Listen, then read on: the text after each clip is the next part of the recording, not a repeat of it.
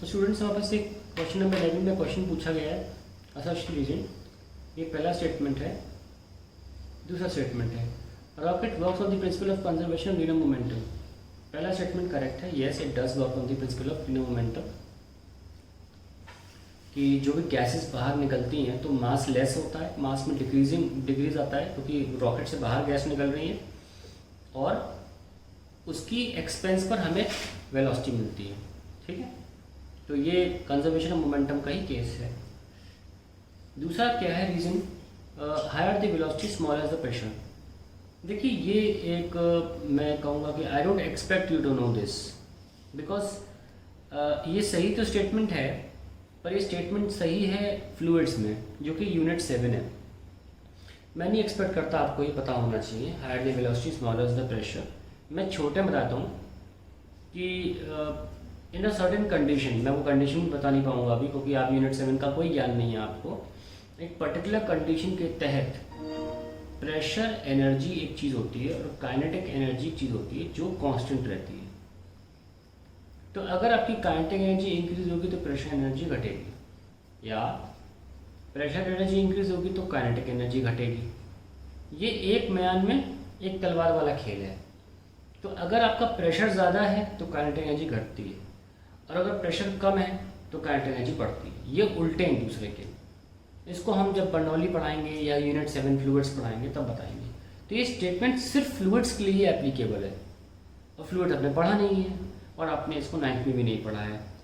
ठीक है, मैं आपसे इतना बता दूं कि सपोज़ ये एक पाइप है और इस तरीके का है और यहाँ से पानी एंटर करता है, यहाँ से निकलता है। ओके, तो यहाँ पे आपको लगता होगा यहाँ पे क्या एरिया कम है ना, तो यहाँ वेलोसिटी ज़्यादा है। यहाँ से आपको पता है ना वेलोसिटी कस के पानी निकलेगा, यहाँ जितनी स्पीड से यहाँ निकलेगा उससे ज़्यादा स्पीड से यहाँ वेलोसिटी हाई है, यहाँ वेलोसिटी लो है। तो यहाँ बताऊँ आपको यहाँ प्रेशर कम है, यहाँ प्रेशर कम है और यहाँ प्रेशर ज़्यादा है। ये थोड़ा आप एक्सपीरियंस नहीं कर पाएंगे, आप दिमाग से सोच नहीं पा रहे होंगे अरे नहीं यार यहाँ से तो प्रेशर ज़्यादा होगा, प्रेशर होता नहीं है। तो जहाँ वेलोसिटी ज़्यादा होती है वहाँ प्रेशर कम होता है ऑटोमेटिकली। तो मैं उम्मीद नहीं करता कि आपको रीज़न की कोई जानकारी होनी चाहिए।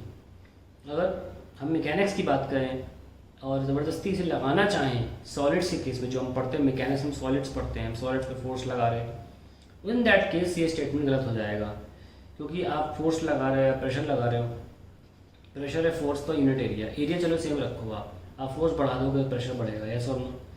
फोर्स बढ़ाओगे तो ऑब्वियसली वेलोसिटी बढ़ेगी क्योंकि फोर्स की मदद से एक्सेलरेशन मिल जाता है। अगर ज़बरदस्ती इसको ठूंसना ही हो हमें, काइनेमेटिक्स में ठूंसना वैसे, तो फिर ये स्टेटमेंट गलत है। Higher the velocity smaller is the pressure, और ये उल्टा पूछा गया है। ऐसा पूछेंगे ना कि smaller the pressure higher the velocity, क्योंकि जो वेलोसिटी है वो प्रेशर पर डिपेंड करेगी फिर, है ना। तो मैं नहीं मानता कि ये स्टेटमेंट काइनेमेटिक्स में पूछा जाना चाहिए। ये स्टेटमेंट फ्लूइड्स में पूछा जाता है। ये जब यूनिट 7 हम पढ़ेंगे तब आपको बताएंगे। तो ये इस रीज़न पे मैं कोई जज नहीं करूँगा आपको, to be very frank. I will not be judging you on this reason. पहला स्टेटमेंट आपको पता है तो मैं देखूँगा what can be done with this question.